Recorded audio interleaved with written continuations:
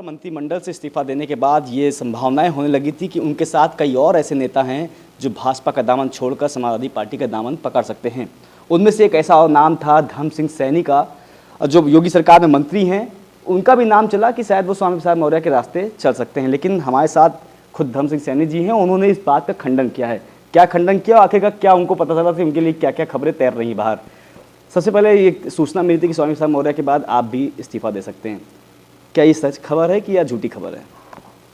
नहीं, दरअसल मैंने चैनलों के माध्यम से ही नाम मेरा जब आने लगा टीवी पर कि धर्म सिंह सैनी भी स्वामी प्रसाद मौर्य के बाद इस्तीफा देने वाले हैं, तो ये गंभीर मामला था। मैंने इसका खंडन किया है, क्योंकि न मेरी कोई स्वामी प्रसाद मौर्य जी या किसी भी समाजवादी पार्टी के किसी नेता वर्कर से कोई बात इस संबंध में न हुई, और होती भी तो मेरा कोई प्रश्न नहीं पैदा। तो मैं भारतीय जनता पार्टी में हूँ और भारतीय जनता पार्टी में रहूँगा। अच्छा, स्वामी प्रसाद मौर्य के इस्तीफे को किस रूप में देख रहे हैं? क्योंकि एक बहुत ही महत्वपूर्ण विभाग था उनका, क्योंकि कोरोना काल में सबसे ज़्यादा किसी ने काम किया तो श्रम विभाग की तरफ से काम किया गया। हालांकि योगी आदित्यनाथ का काफ़ी इसमें हाथ रहा।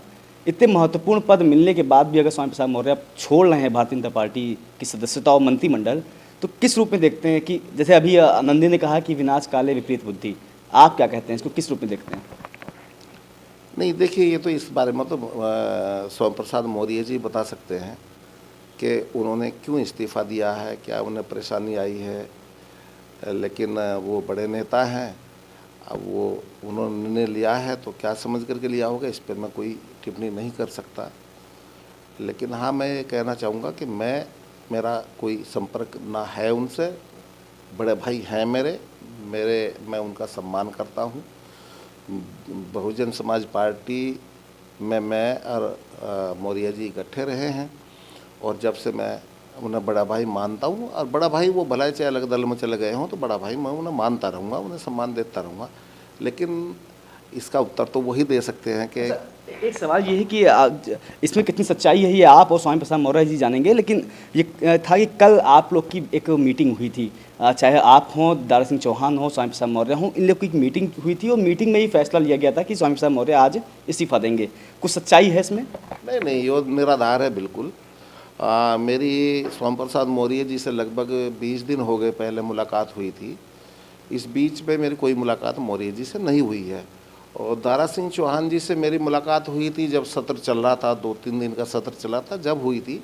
ये बिल्कुल निराधार है। मुझे दारा सिंह चौहान जी का, माननीय मंत्री जी का, मुझे ये भी जानकारी नहीं है कि मैं फ़िलहाल है कहाँ। मैं केवल किसी निजी कार्य से यहाँ आया था। और हाँ, अलबत्ता मैं अपने प्रदेश अध्यक्ष आदरणीय सत्येंद्र देव जी से ज़रूर मिला था, और वो भी इस पर चर्चा कर रहे थे कि कोई इस तरह की अफवाहें चल रही है। तो मैंने उनके सामने भी ये बात रखी थी कि ये बेकार की अफवाहें हैं, और इसमें धर्म सिंह भारतीय जनता पार्टी का सिपाही है।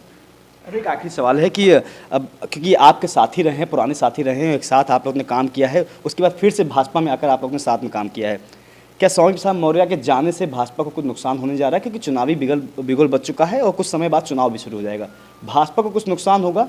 और क्या आप मनाने की कवायद करेंगे कि स्वामी प्रसाद मौर्य को बनाया जाए? देखिए, मनाने का काम अगर ठीक समझेंगे तो केंद्रीय नेतृत्व जो है हमारा, या प्रदेश नेतृत्व, तो वो इस बात को देखेगा।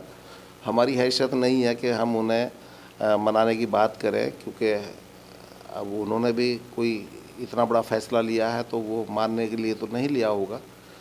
लेकिन मैं जहाँ तक समझता हूँ कि ये पार्टी और सरकार, केंद्र और प्रदेश सरकार का मामला है, और पार्टी का वो जाने कहाँ नुकसान हुआ स्वामी प्रसाद मौर्य जाने से।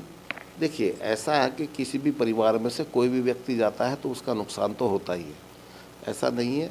लेकिन कहीं ना कहीं से भरपाई भी होती है। जब कोई बुजुर्ग परिवार से जाता है तो फिर कोई बच्चा नया पैदा होता है तो उससे भरपाई हो जाती है। लेकिन फिर भी परिवार से जाने का नुकसान तो होता है।